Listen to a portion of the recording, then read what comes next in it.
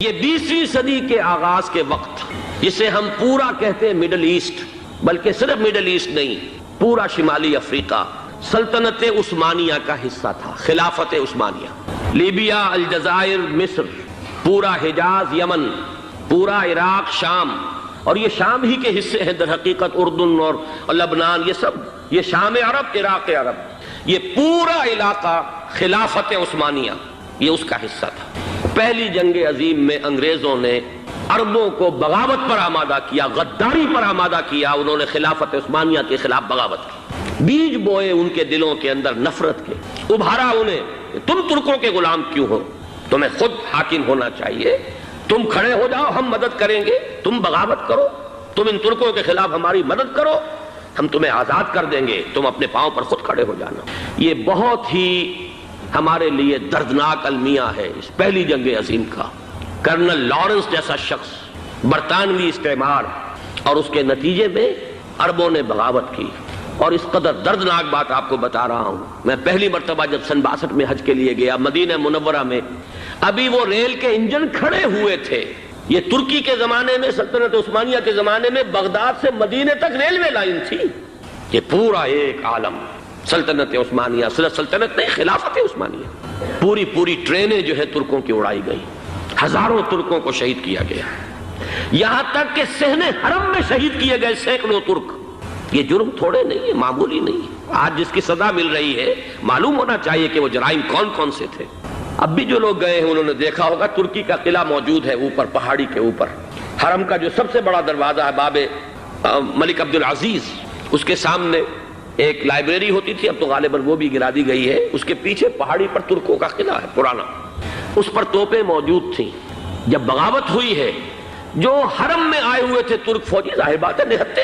وہ تو نماز پڑھنے آئے ہوئے تھے، ان کو وہاں ذبح کیا گیا ہے، اور ترکوں نے اپنی توپیں استعمال نہیں کی کہ کہیں بیت اللہ کو کوئی عدن نہ پہنچ جائے۔ بہرحال یہ غداری ہوئی ہے پہلی جنگ عظیم کے دوران، اور نہ صرف ترکوں پہ عربوں نے کی ہے۔ جیسا کہ میں نے کہا تھا، دو ہیں سب سے بڑے مجرم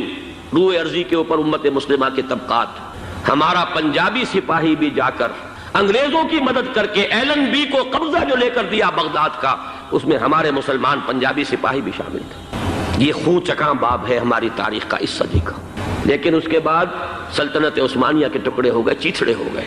ایک انگریز نے لکھا ہے یہ جملہ، ذہن میں بجھا ہوا جملہ، کہ تاریخ میں یہ بات ثبت ہو جائے گی کہ ایک انگریز نے اس سلطنت کے ٹکڑے کر دیے کہ جو عمر فاروق نے قائم کی تھی رضی اللہ تعالیٰ عنہ۔ یہ پورا عالم، یہ تمام علاقہ کس نے فتح کیا تھا؟ یہ بات ہاتھ بدل گئے تھے، پھر ترک آ گئے، خلافت عثمانیوں کے پاس چلی گئی، لیکن یہ سلطنت تو حضرت عمر رضی اللہ تعالیٰ عنہ کے زمانے سے چلی آ رہی تھی۔ اس کو ایک انگریز کرنل نے، اور اس نے بغاوت پہ آمادہ کر کے عربوں کو اور ترکوں کے پیٹھ میں چھرا گھپوا کر ان کے ذریعے سے اور ٹکڑے کر دیے۔ لیکن جب جنگ ختم ہوئی، اب انہوں نے کہا کہ اب ہمیں آزادی دیجئے، تو اب انہیں معلوم ہوا کہ غداروں کو دنیا میں کیا ملتا ہے، ٹکڑے کر دیے گئے۔ یہ حصہ عراق یہ انگریز کے پاس رہے گا، شام کا یہ علاقہ یہ فرانسیسیوں کے پاس رہے گا، مصر پر انگریزوں کا تسلط رہے گا، لیبیا اطالویوں کے پاس رہے گا، لے دے کر یہ جو علاقہ تھا حجاز، چونکہ وہاں کچھ تھا ہی نہیں، بوادن غیر ذی زرع،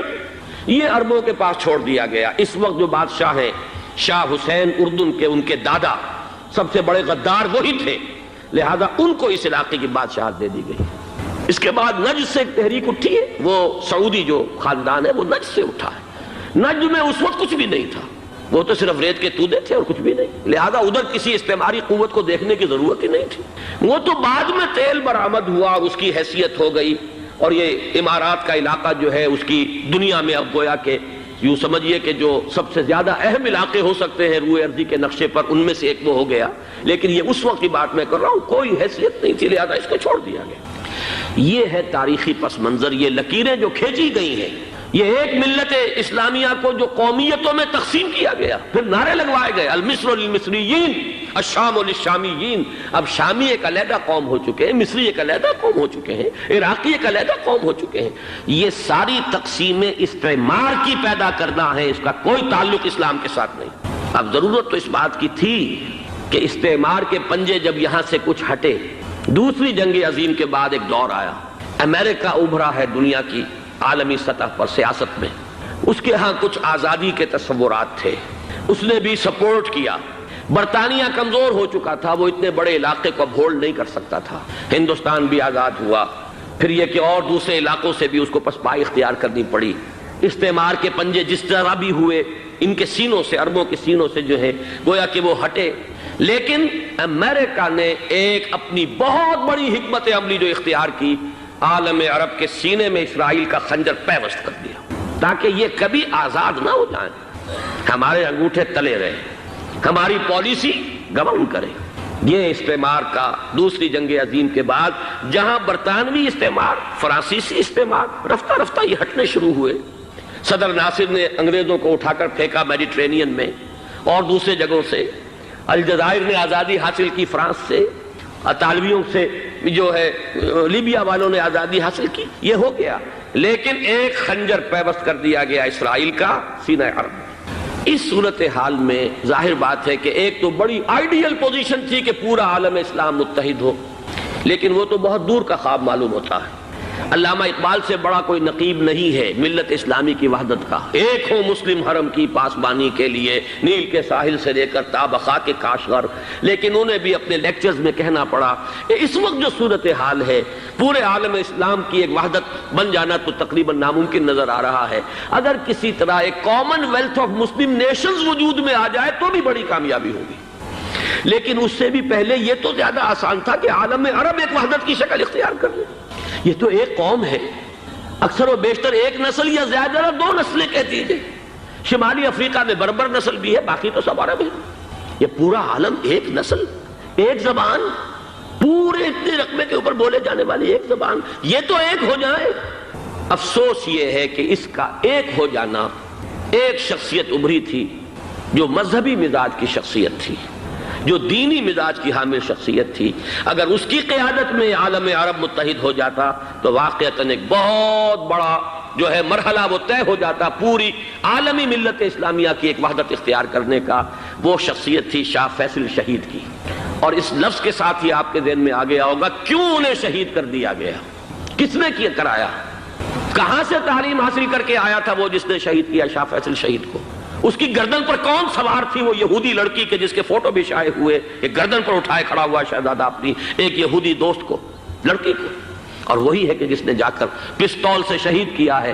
جان میں اچھی طرح جان لیجئے، جیسے بارہا میں نے عرض کیا ہے کہ حضرت عمر کو شہید کرنے والا کہنے کو ابو لولو فیروز تھا، لیکن اس کے پیچھے پورا ایرانی نسل پرستی کا جو پورا پس منظر ہے، اسے تو ہر شخص جس کی ذرا بھی نگاہ جو ہے